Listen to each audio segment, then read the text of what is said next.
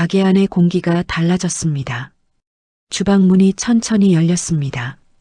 영주는 눈을 피한 채 서 있었습니다. 그녀의 얼굴에는 지난 세월이 그대로 남아 있었습니다. 햇볕에 그을린 피부, 거칠어진 손. 하지만 눈빛만은 변하지 않았습니다. 태연은 더 이상 묻지 않았습니다. 대신 기다렸습니다. 기다림은 5년 동안 익숙해진 태도였습니다. 영주는 결국 작은 노트를 내밀었습니다. 말 대신 기록을 선택한 사람이었습니다. 노트에는 날짜가 적혀 있었습니다.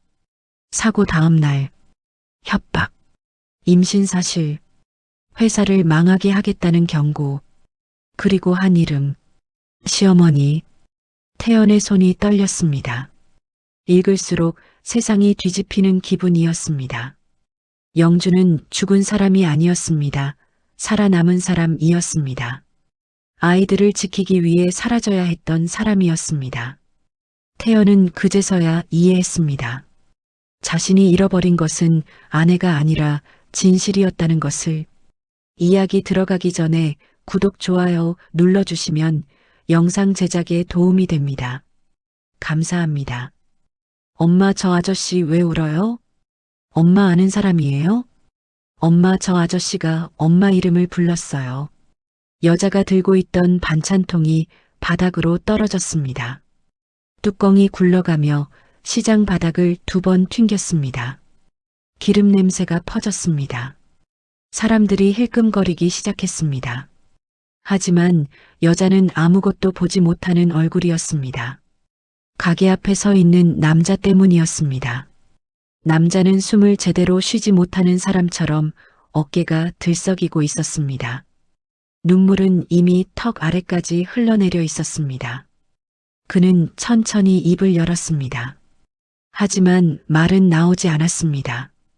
오직 한 단어만 입술에서 맴돌고 있었습니다. 영주.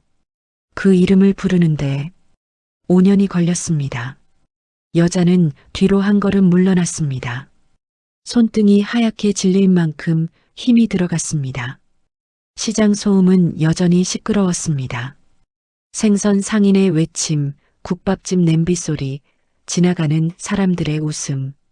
그 모든 것이 멀어졌습니다. 두 사람 사이 공기만 무겁게 가라앉았습니다. 남자 장태현은 그 자리에 서서 움직이지 못했습니다. 5년 동안 매년 같은 날 반복해오던 일이 있었기 때문입니다. 아내의 기일마다 전국 시장을 돌아다니는 것. 이유는 단 하나였습니다. 아내가 만들던 맛을 찾기 위해서였습니다. 남들은 이해하지 못했습니다. 성공한 건설회사 대표가 왜 시장 골목을 떠도는지. 하지만 태연에게는 이유가 있었습니다. 집에 돌아가면 식탁이 너무 넓었습니다. 의자가 하나 비어 있었기 때문입니다. 아내 김영주는 평범한 사람이었습니다. 대단한 학력도 화려한 직업도 없었습니다. 하지만 집에는 늘 온기가 있었습니다. 퇴근하면 국 냄비가 끓고 있었고 앞치마를 두른 채 웃던 사람이 있었습니다. 그 사람이 사라진 날 이후 집은 집이 아니었습니다. 사고였습니다. 비 오는 밤 강변도로, 차량 전복, 시신 미수습. 그렇게 끝났습니다. 태연은 장례식장에서 울지 못했습니다. 울면 정말 끝날 것 같았기 때문입니다. 그래서 5년 동안 끝났다는 사실을 인정하지 않았습니다. 그리고 오늘 그는 또다시 시장을 찾았습니다. 기대하지 않았습니다. 습관 같은 의식이었습니다. 그런데 익숙한 냄새가 그를 멈추게 했습니다. 참기름, 간장, 갓볶은 당면. 심장이 먼저 알아봤습니다. 냄새를 따라 골목 끝까지 걸어왔고 그곳에서 이 가게를 발견했습니다. 그리고 지금 죽은 아내가 눈앞에 서 있었습니다. 여자는 입술을 깨물었습니다. 눈물이 차오르는 것이 보였습니다. 하지만 고개를 세게 저었습니다. 남자를 모르는 사람처럼 가게 안쪽에서 아이들이 고개를 내밀었습니다. 초등학교 입학 전쯤 되어 보이는 남자아이들이었습니다. 아이들은 남자를 번갈아 보았습니다. 그리고 동시에 웃었습니다. 그 웃음이 태연의 심장을 무너뜨렸습니다. 아이들의 눈매가 젊은 시절 자신의 사진과 똑같았기 때문입니다. 그 순간 태연의 머릿속에서 잊고 있던 시간이 계산되기 시작했습니다. 5년, 아이들의 나이, 사고 시점, 모든 퍼즐이 맞춰지는 느낌이었습니다. 그는 무릎 힘이 풀려 의자에 주저앉았습니다.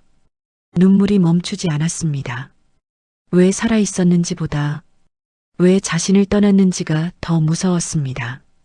여자는 결국 돌아섰습니다.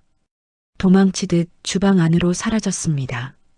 문이 닫히는 소리가 두 사람 사이에 벽을 세웠습니다. 태연은 그 문을 한참 바라봤습니다. 그리고 처음으로 깨달았습니다. 오늘은 기일이 아니라 진실이 시작되는 날이라는 것을. 태연은 가게 밖으로 나가지 못했습니다. 다리가 움직이지 않았습니다. 시장 사람들은 이미 일상으로 돌아갔지만 그에게 시간은 멈춰 있었습니다. 의자에 앉아 있는 동안 아이들이 조심스럽게 다가왔습니다. 아이들은 낯선 어른에게 거리낌이 없었습니다. 오히려 익숙한 얼굴을 보는 듯한 눈빛이었습니다. 태연은 아이들을 제대로 바라보지 못했습니다. 시선을 마주치면 무언가 확정될 것 같았기 때문입니다. 아이들의 손은 작았고 따뜻했습니다. 그 온기가 지난 5년 동안 잃어버렸던 시간의 무게처럼 느껴졌습니다. 그는 그제야 주변을 살폈습니다. 가게는 크지 않았습니다. 낡은 냉장고, 오래된 계산대, 손때 묻은 조리대. 하지만 모든 것이 정갈했습니다. 영주가 살림하던 방식 그대로였습니다. 양념통 정렬 순서까지 같았습니다. 우연이라고 보기엔 너무 정확했습니다. 태연의 머릿속에 한 사람이 떠올랐습니다. 어머니, 사고 이후 장례를 서둘렀던 사람, 시신 없이 장례를 치르자고 했던 사람. 그때는 의심하지 않았습니다. 슬픔 속에서는 생각할 힘이 없기 때문입니다. 하지만 지금은 달랐습니다. 주방 문 너머에서 숨죽여 우는 소리가 들리고 있었습니다. 그 소리는 태연이 가장 잘 아는 울음이었습니다. 참는 울음. 아이들 몰래 우는 사람의 울음. 태연의 가슴이 조용히 무너졌습니다. 이건 우연이 아니었습니다. 누군가가 두 사람을 갈라놓았다는 느낌이 들었습니다.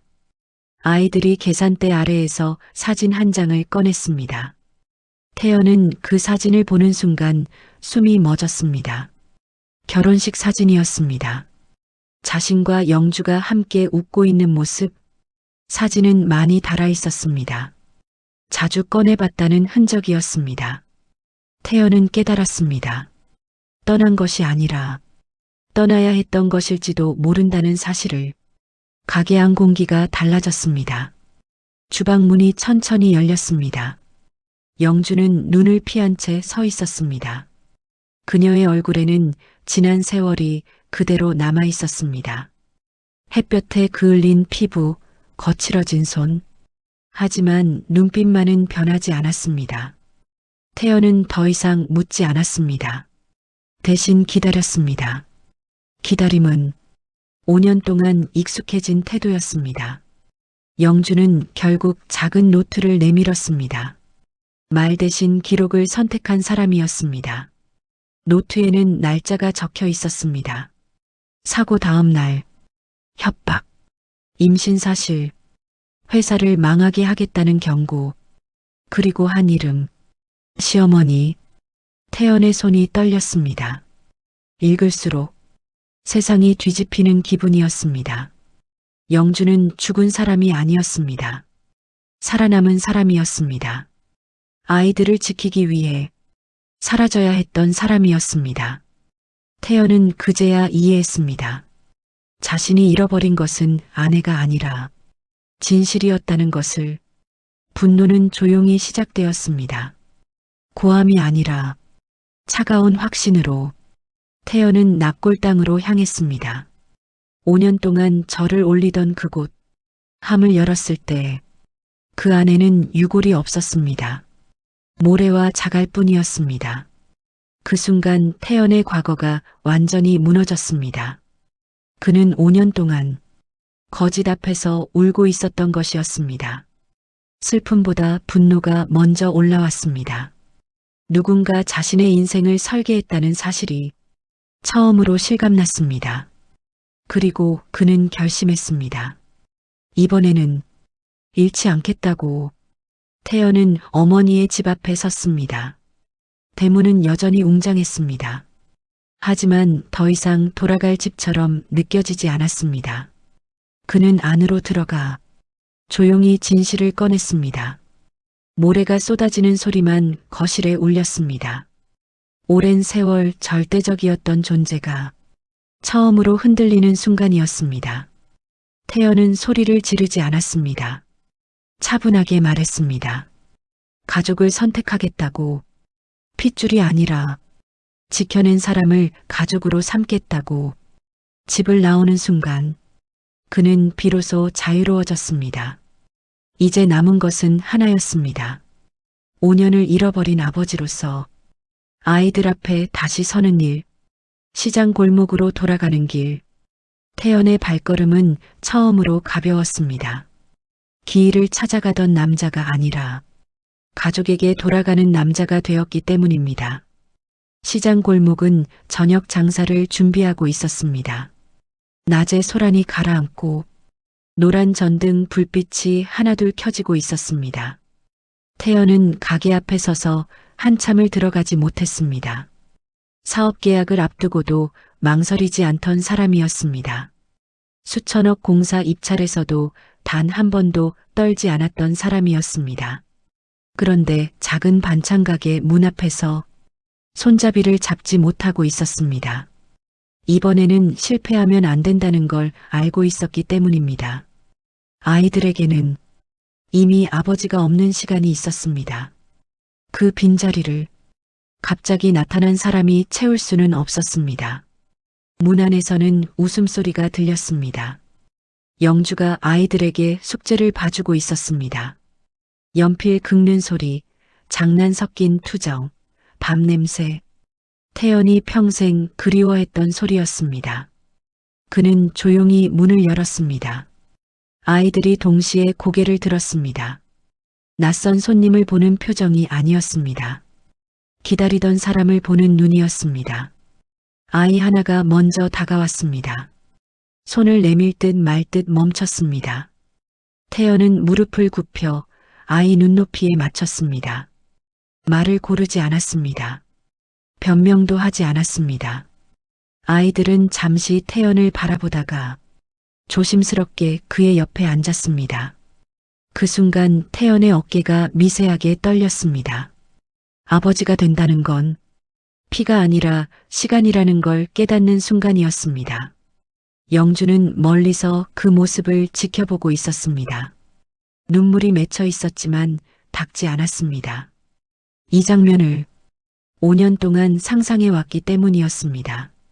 태연은 그날 가게 마감을 함께 했습니다. 설거지를 하고 바닥을 닦고 반찬통을 정리했습니다. 대표이사가 아니라 가족의 한 사람으로 처음 움직인 밤이었습니다. 집으로 돌아가지 않았습니다. 시장 근처 작은 모텔에서 잠을 청했습니다. 잠들기 전 처음으로 생각했습니다. 자신이 이제 어디로 돌아가야 하는 사람인지. 며칠 후 태연의 회사에 소문이 퍼지기 시작했습니다. 대표가 시장 반찬 가게를 드나든다는 이야기였습니다. 임원들은 당황했습니다. 주주들도 움직이기 시작했습니다. 그리고 예상했던 일이 벌어졌습니다. 어머니가 회사를 찾아왔습니다. 차분한 얼굴이었습니다. 아무 일도 없다는 듯한 태도였습니다. 하지만 태연은 이제 알았습니다. 가족이라는 이름으로 얼마나 많은 선택이 강요될 수 있는지. 어머니는 회사 이미지와 체면을 말했습니다. 재혼을 권했습니다. 과거는 묻어두라고 했습니다. 태연은 끝까지 듣고 있었습니다. 그리고 처음으로 어머니의 말을 끊었습니다. 그는 서류 하나를 내밀었습니다. 사고 당시 보험 처리 기록, 장례 진행 서류, 조작된 사망 확인 과정, 모든 것이 연결되어 있었습니다. 어머니의 얼굴이 처음으로 굳었습니다. 태연은 화를 내지 않았습니다. 조용한 목소리로 말했습니다. 이제 자신은 선택하겠다고, 누군가의 아들이 아니라 아이들의 아버지로 살겠다고. 그날 이후 태연은 대표 자리에서 물러났습니다. 언론은 놀랐습니다. 사람들은 이해하지 못했습니다. 하지만 태연의 표정은 오히려 편안해졌습니다. 그는 시장으로 돌아왔습니다. 가게 간판이 새로 달렸습니다. 영준의 반찬 앤드 태연네 잡채. 시장 사람들은 수군거렸지만 곧 익숙해졌습니다. 태연은 새벽마다 시장에 나왔습니다. 야채를 고르고 당면을 삶고 계산을 배웠습니다. 처음에는 서툴렀습니다. 손님에게 거스름 돈을 잘못 주기도 했습니다. 아이들은 그런 태연을 보며 웃었습니다. 그 웃음이 태연에게는 상보다 귀했습니다. 저녁이면 네 사람이 함께 밥을 먹었습니다. 누군가 기다리는 식탁, 따뜻한 국 한 그릇, 사소한 하루 이야기. 태연은 깨달았습니다. 행복은 크게 돌아오는 것이 아니라 작게 반복되는 것이라는 걸. 영주도 조금씩 웃기 시작했습니다. 경계하던 눈빛이 사라졌습니다. 두 사람은 과거를 따지지 않았습니다. 잃어버린 시간을 계산하지도 않았습니다. 대신 앞으로의 시간을 채우기로 했습니다. 봄이 왔습니다. 시장 골목에 벚꽃이 흩날렸습니다. 가게 앞에는 손님 줄이 길게 늘어섰습니다. 잡채가 유명해졌기 때문이었습니다. 사람들은 맛있다고 말했습니다. 하지만 태연은 알고 있었습니다. 맛의 비밀은 레시피가 아니라 다시 살아난 시간이라는 것을. 아이들은 학교에 들어갔습니다. 운동의 날 아이들은 부모석을 번갈아 확인했습니다. 이번에는 빈자리가 없었습니다. 태연과 영주는 나란히 앉아 있었습니다. 아이들이 손을 흔들었습니다. 태연은 크게 웃으며 손을 흔들어 주었습니다. 그 순간 그는 확신했습니다. 자신이 드디어 돌아왔다는 것을. 잃어버린 인생이 아니라 다시 선택한 인생으로. 밤이 되자 가게 불이 꺼졌습니다. 네 사람은 함께 집으로 걸어갔습니다. 뒤에서 보면 평범한 가족이었습니다. 하지만 그들에게는 다시 만난 기적의 시간이었습니다. 태연은 속으로 조용히 말했습니다. 이제는 어디에도 가지 않겠다고.